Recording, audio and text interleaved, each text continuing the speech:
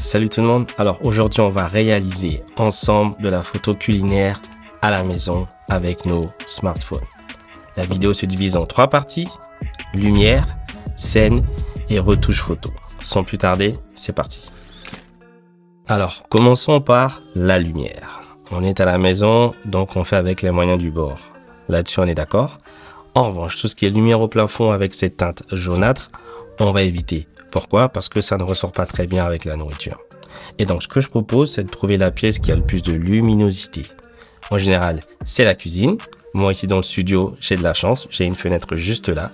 Donc, une pièce avec une grande fenêtre qui laisse entrer beaucoup de lumière.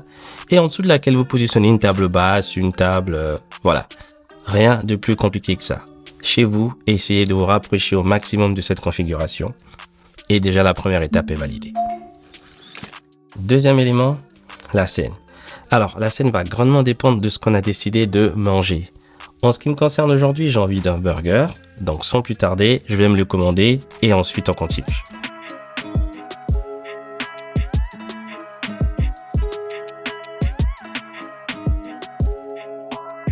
Ça y est, la commande est faite, on passe à la suite. Et donc, pour inspirer notre scène, on va s'aider de Google. J'ouvre mon navigateur et je vais simplement entrer photo burger maison. Voilà, et je vais voir ce qu'il me propose comme résultat. Voilà, donc tout de suite, la tendance, donc on va aller dans images. Je vois beaucoup de bois comme des planches à découper, donc vous me direz si vous êtes d'accord dans les commentaires. Il y a beaucoup de photos qui sont prises vraiment à hauteur du burger. Donc voilà, on va s'en inspirer, on va reproduire la même scène pour notre photo shooting. Et donc pour commencer, on va poser notre planche à découper sur la table, rien de plus simple. Ensuite, hop, deuxième planche à découper, celle-ci est normalement munie d'un tiroir. Très important, pourquoi? Parce que les petits pieds là, on va s'en servir pour la faire tenir et ça va donner notre fond. Notre fond, c'est ce qu'on aura en arrière-plan du burger. Et donc si vous n'en avez pas de panique, une planche classique suffira. Il suffit de sceller d'une bouteille ou d'une carafe d'eau en la positionnant derrière pour éviter que la planche ne bascule. Et voilà, le tour est joué. Et enfin, le troisième élément, tout ce qu'il nous faut, c'est quelque chose de blanc qui peut réfléchir la lumière. Donc ici, j'ai pris le fût d'une boîte de chaussures, de chez André. Aucune sponsorisation. Voilà, c'est juste vraiment que c'est tout blanc et j'ai dans mon bureau, donc voilà, ça va servir à réfléchir la lumière et à déboucher les ombres, comme on dit. Et voilà, le studio est en place. Alors maintenant, on a juste à s'inspirer de la photo qu'on a le plus aimée. En ce qui me concerne, c'était celle-ci, avec le burger au milieu. Donc je vais essayer de reproduire la même scène en mettant les frites de part et d'autre. Et surtout, avant de prendre la photo, je positionne bien mon appareil, bien mon smartphone en face, à hauteur du burger. Et je prends la photo. Et voilà, maintenant, place au montage. On rentre dans la première application Snapseed. Alors ici, on va se servir de fonctions qui sont payantes dans Lightroom. C'est là toute l'utilité de Snapseed. Donc je parlais de quoi? Je parlais de ici dans Outils. Ensuite, on va aller dans Perspective. Alors j'aime bien jouer avec la perspective suivant le type de photo que je prends, surtout dans la nourriture, pour voir si le rendu est meilleur. Et sur les burgers, en général, quand on a cette notion de hauteur, ça rajoute un petit plus quand même. Donc ici, on va jouer avec la hauteur, comme ceci. Voilà. Donc on a vu que Snapseed a comblé automatiquement les bords, en haut à gauche et à droite.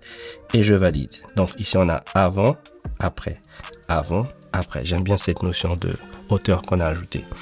Ensuite, il y a un petit bout de salade qui dépasse que je ne trouve pas très esthétique. Donc, on va choisir outils et on va aller trouver l'outil correction juste là.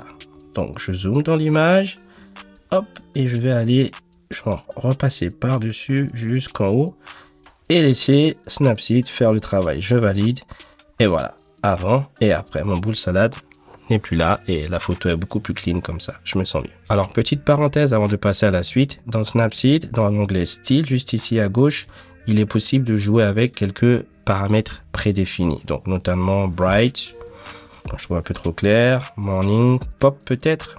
Voilà, après j'ai une préférence pour Lightroom parce que c'est ce que j'utilise dans le cadre de mon travail avec mes clients et surtout on peut ajuster les détails vraiment de façon beaucoup plus précise, les couleurs et tout ça. Donc, pour moi, c'est une application beaucoup plus complète. J'ai aussi mes presets.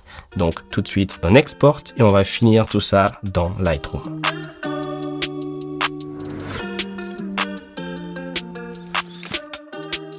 Et voilà, on est maintenant dans Lightroom.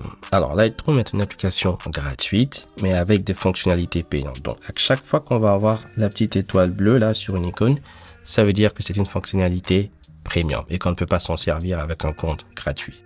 Bien entendu, en tant que freelance, je dispose d'un abonnement Lightroom, alors que dans Snapseed, on a utilisé Perspective qui a le nom de géométrie ici, et enfin correction pour correcteur. Mais bon, on n'en a pas besoin. Ici, ce qu'on va essayer de réaliser, c'est déjà d'aller dans paramètres prédéfinis. Hop. Et on va jouer avec ce qu'on trouve dans le dossier création. Voilà. Contraste désaturé, lumière froide, turquoise et rouge, etc. D'accord? Donc, j'ai remarqué que pour ce qui est nourriture, le contraste chaud fonctionne plutôt bien. Donc, je valide. Voilà. Ça donne déjà un premier style. Ou encore les ombres chaudes. Voilà. Donc, ça donne un autre style. OK? Voici après, avant, après.